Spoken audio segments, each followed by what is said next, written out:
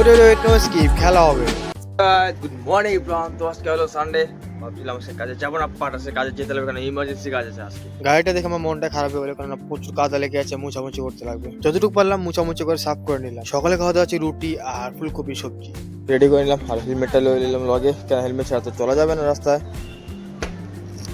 জিনিসপত্র নিতে এসে বললাম দোকানে, আর বাইকে কেমনি নিবো এটাই মেন চিন্তা। দাঁড়িয়ে এখানে রুমের চাবি নিতে, কেননা জিনিসপত্র নেওয়া হয়েছে এখানে, আর যে রুমে কাজ করবো সেই রুমের চাবিটা তো লাগবে।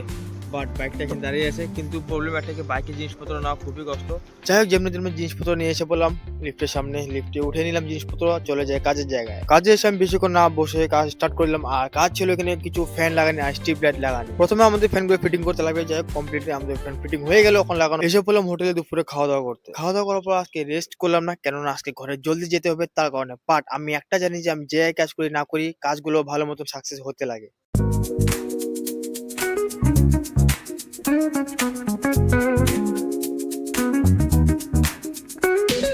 ফাইনালি আমার নিজের কাজ শেষ করে আমি বের হয়ে গেলাম ঘরের দিকে।